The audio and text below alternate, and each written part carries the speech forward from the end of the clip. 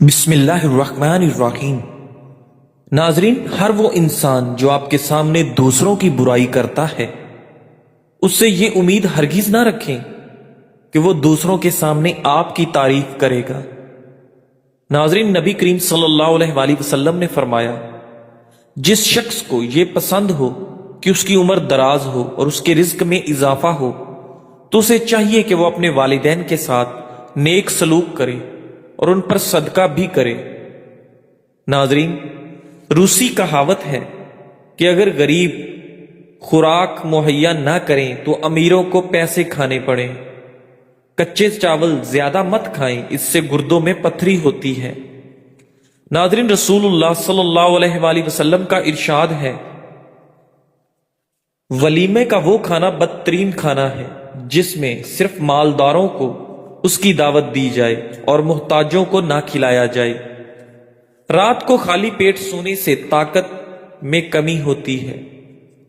ناظرین، صبح کے وقت ناشتہ نہ کرنے سے ذہن کی کمزوری ہونا شروع ہو جائے گی۔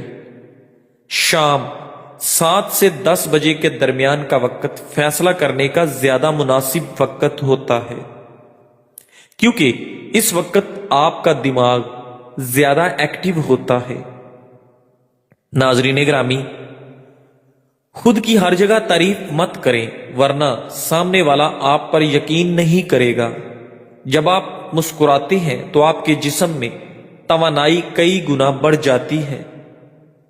ناظرین، مشہور تاریخ دان این اسحاق نے بیان کیا کہ حضرت سلمان فارسی رضی اللہ تعالیٰ عنہ نے کہا کہ مجھ سے رسول اللہ صلی اللہ علیہ وآلہ وسلم نے فرمایا، مسلمان اپنے آقا کے ساتھ آزادی کے لیے شرائط طے کر کے معاہدہ کر لو۔ پس میں نے اس سے بات کی اور طے پایا کہ میں اس کے باغ میں کھجور کے 300 درخت لگاؤں گا اور 40 اوقیہ سونا اسے دوں گا، اس کے بدلے وہ مجھے آزاد کر دے گا۔ معاہدہ آزادی لکھے جانے کے بعد آپ صلی اللہ علیہ وآلہ وسلم نے صحابہ رضی اللہ تعالیٰ عنہ سے کہا، اپنے بھائی کی مدد کرو۔ چنانچہ صحابہ رضی اللہ تعالیٰ عنہ نے میری بھرپور مدد کی۔ کسی شخص نے کھجور کے 30 پودے دیے، کسی نے 20، کسی نے 15، کسی نے 10۔ ہر شخص نے اپنی قدرت و استطاعت کے مطابق میرے ساتھ تعاون کیا، یہاں تک کہ میرے پاس 300 پودے جمع ہو گئے۔ اس موقع پہ نبی کریم صلی اللہ علیہ وآلہ وسلم نے مجھے حکم دیا کہ باغ میں جا کر گڑھے کھودو۔ آپ صلی اللہ علیہ وآلہ وسلم نے فرمایا تھا کہ پودے زمین میں وہ خود اپنے دستے مبارک سے لگائیں گے۔ میں نے اپنے ساتھیوں کی مدد سے گڑھے کھودے۔ جب سارے گڑھے تیار ہو گئے تو آپ صلی اللہ علیہ وآلہ وسلم تشریف لے آئے۔ ہم پودے آپ صلی اللہ علیہ وآلہ وسلم کے ہاتھ میں تھمائے جاتے اور آپ انہیں زمین میں لگائے جاتے تھے۔ آپ صلی اللہ علیہ وآلہ وسلم نے خود سارے پودے گاڑے۔ اس ذات کی قسم جس کے قبضے میں سلمان رضی اللہ تعالیٰ عنہ کی جان ہے، ان پودوں میں سے کوئی ایک بھی نہ سوکھا نہ مرا، سارے پودے پلے بڑھے اور خوب پھل دیا۔ ناظرین، اب کھجوریں لگانے کی شرط پوری ہو گئی تھی، مگر 40 اوقیہ سونا دینا باقی تھا۔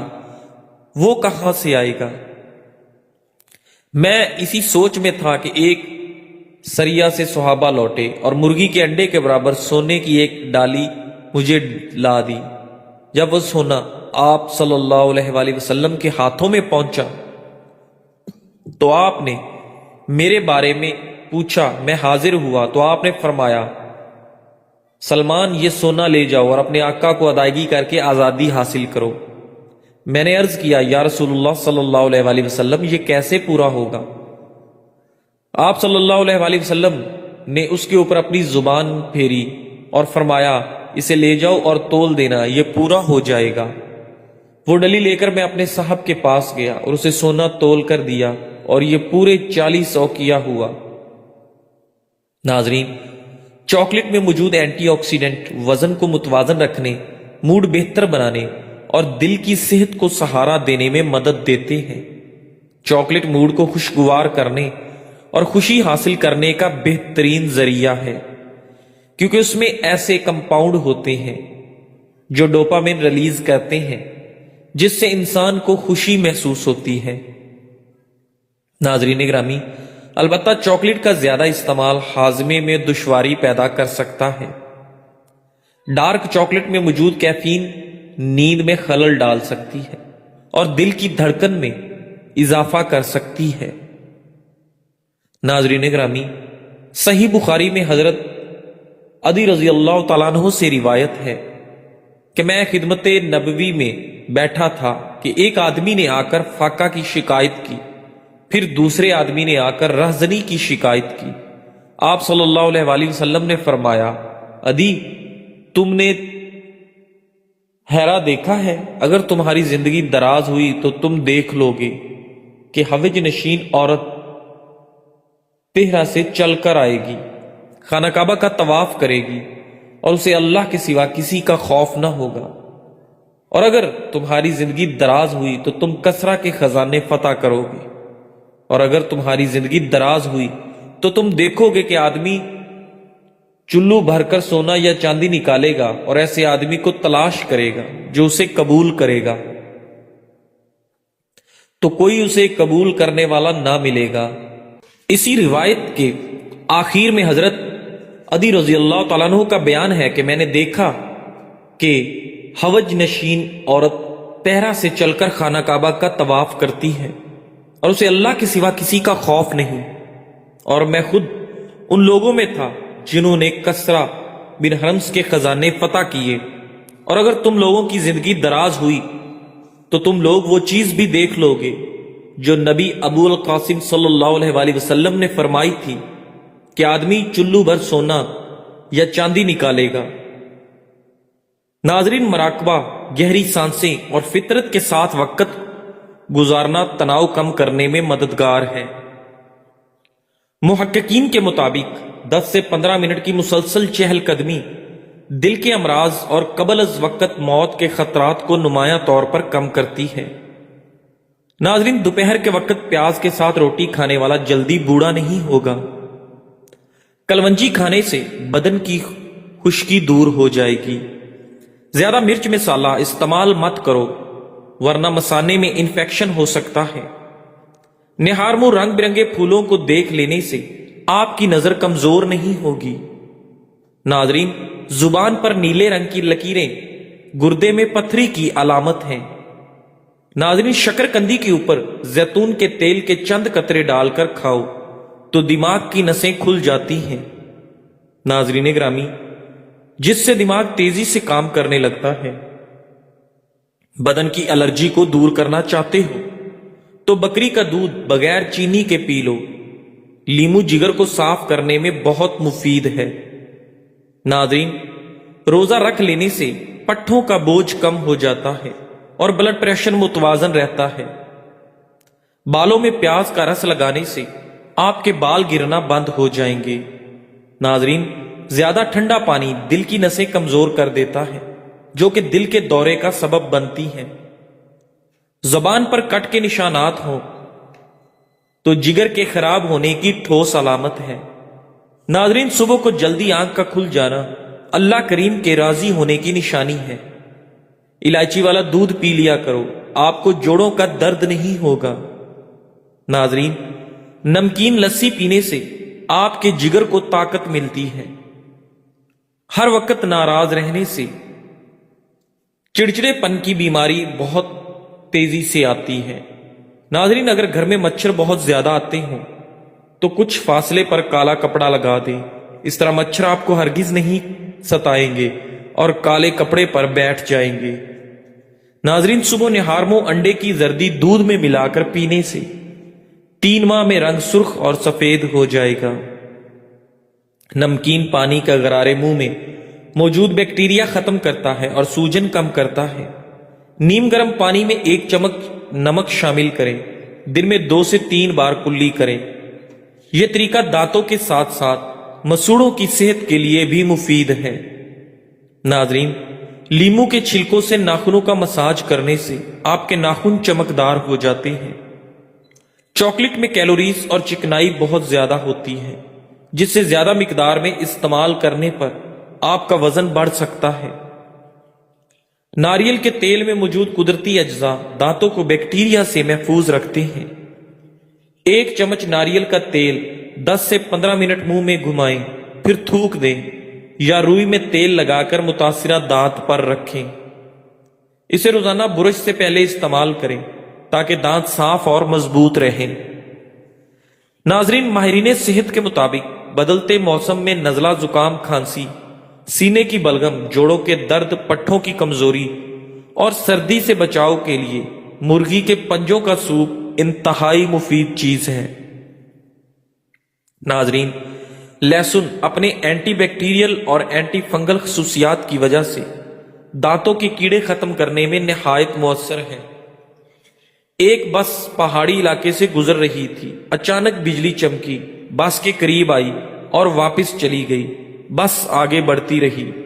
آدھا گھنٹے بعد بجلی دوبارہ آئی، بس کے پچھلے حصے کی طرف لپکی، لیکن وہ واپس چلی گئی۔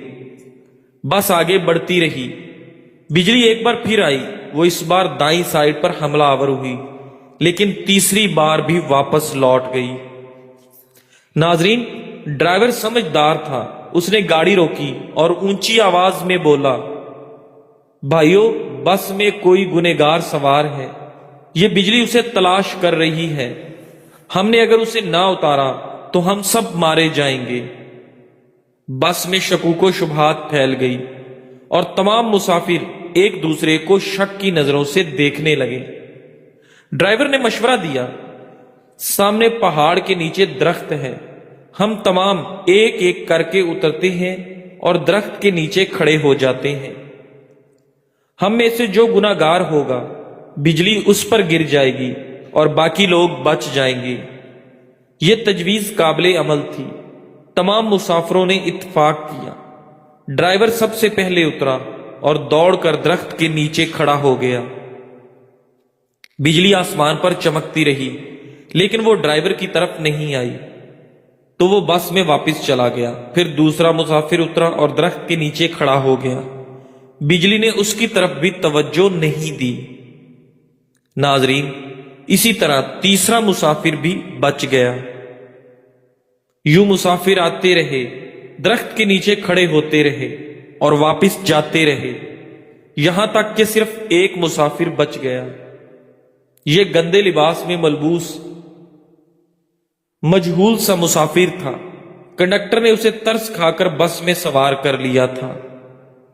مسافروں نے اسے برا بھلا کہنا شروع کر دیا۔ لوگوں کا کہنا تھا، ہم تمہاری وجہ سے موت کے منہ پر بیٹھے ہیں، تم فوراً بس سے اتر جاؤ۔ وہ اس سے ان گناہوں کی تفصیل بھی پوچھ رہے تھے، جس کی وجہ سے ایک اذیت ناک موت اس کی منتظر تھی، مگر وہ مسافر اترنے کے لیے تیار نہیں تھا۔ لیکن لوگ اسے ہر قیمت پر بس سے اتارنا چاہتے تھے۔ ناظرین، مسافروں نے پہلے اسے برا بھلا کہہ کر اترنے کا حکم دیا، پھر اسے پیار سے سمجھایا اور آخر میں اسے گھسیٹ کر بس سے نیچے اتارنے لگے۔ وہ شخص کبھی کسی سیٹ کی پشت پکڑ لیتا تھا، کبھی کسی راڈ کے ساتھ لپٹ جاتا تھا اور کبھی دروازے کو جپھا مار لیتا تھا، لیکن لوگ باز نہ آئے۔ انہوں نے اسے زبردستی گھسیٹ کر اتار دیا اور ڈرائیور نے بس چلا دی۔ بس جوں ہی گنہگار شخص سے چند میٹر آگے گئی تو دھاڑ کی آواز آئی، بجلی بس پر گری اور تمام مسافر چند لمحوں میں جل کر کوئلہ بن گئے۔ در حقیقت وہ گنہگار مسافر 2 گھنٹوں سے مسافروں کی جان بچا رہا تھا۔ عامر بن قیس ایک زائد تابعی تھے۔ ایک شخص نے ان سے کہا، آؤ بیٹھ کر باتیں کرتے ہیں۔ انہوں نے جواب دیا، تو پھر سورج کو بھی ٹھہرا لو، یعنی زمانہ تو ہمیشہ متحرک رہتا ہے اور گزرا ہوا زمانہ واپس نہیں آتا، اس لیے ہمیں اپنے کام سے غرض رکھنی چاہیے اور بیکار باتوں میں وقت ضائع نہیں کرنا چاہیے۔ ناظرین، ناف اللہ تعالیٰ کی طرف سے ایک خاص تحفہ ہے۔ ایک 62 سال کی عمر کے ایک بوڑھے آدمی کو لیفٹ آنکھ سے صحیح نظر نہیں آ رہا تھا، خاص طور پر رات کو تو اور نظر خراب ہو جاتی تھی۔ डॉक्टरों ने उन्हें बताया कि आपकी आंखें तो ठीक हैं, बस एक प्रॉब्लम है कि जिन रगों से आंखों को खून फराहम होता है वो रगें सूख गई हैं।